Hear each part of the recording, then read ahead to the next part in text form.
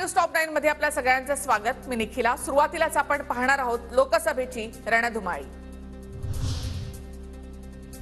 भाजपचे खासदार उन्मेष पाटील ठाकरे गटामध्ये प्रवेश करणार। मातोश्रीवर घेतली उद्धव ठाकरे यांची भेट। उन्मेष पाटील जळगावमधून ठाकरे गटाचे संभाव्य उमेदवार। उन्मेष पाटील ठाकरे गटामध्ये प्रवेश करण्याच्या विचारात उद्यापर्यंत तुम्हाला बातमी मिळेल। उन्मेष पाटलांनी भेट घेतल्यानंतर संजय राऊत यांची प्रतिक्रिया। भाजपा प्रदेशाध्यक्ष चंद्रशेखर बावनकुळे यांच्याकडून उन्मेष पाटील यांची समजूत काढण्याचा प्रयत्न। बावनकुळे यांच्याकडून फोनवर पाटलांशी संपर्क साधण्याचा प्रयत्न।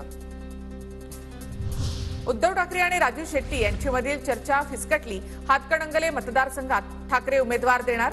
माजी आमदार सत्यजित आबा पाटील यांना उमेदवारी मिळण्याची शक्यता। उत्तर प्रदेशमधील 2 टप्प्यानंतर भाजप राज ठाकरेंना सोबत घेईल। आदित्य ठाकरे यांचा दावा। राज ठाकरे यांच्यामुळे यूपीमधील मतदार दुरावू नयेत यासाठी युतीच्या घोषणेस विलंब होतोय अशी ही चर्चा। शरद पवार गटाची उर्वरित 5 जागांची यादी उद्या जाहीर होणार।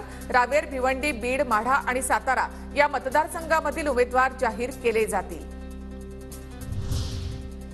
मुख्यमंत्री एकनाथ शिंदे यांच्या वर्षा निवासस्थानी बैठकांचा सिलसिला सुरू। हेमंत गोडसे, आमदार सुहास कांदे आणि भाऊ चौधरी यांच्यामध्ये बैठक। नाशिकची जागा सोडल्यास सेनेची ताकद कमी होईल, शिंदे गटाच्या नेत्यांचा सूर। तर यवतमाळ, वाशिम, हिंगोलीसाठी भावना गवळी आणि हेमंत पाटील बैठकीसाठी उपस्थित। हिंगोलीमधील शिंदे गटाचे खासदार हेमंत पाटील समर्थकांसह मुंबईत। उमेदवार बदलीच्या चर्चांनंतर हेमंत पाटील समर्थक आक्रमक। शिंदेंच्या विद्यमान खासदारांवरच तिकिटासाठी शक्ती प्रदर्शन करण्याची वेळ। ठाकरे गटाच्या वैभव नाईकांची टीका। खासदारांचं हे हाल असतील तर आमदारांचं काय होणार? दबाव तंत्रावर नाईकांचा सवाल।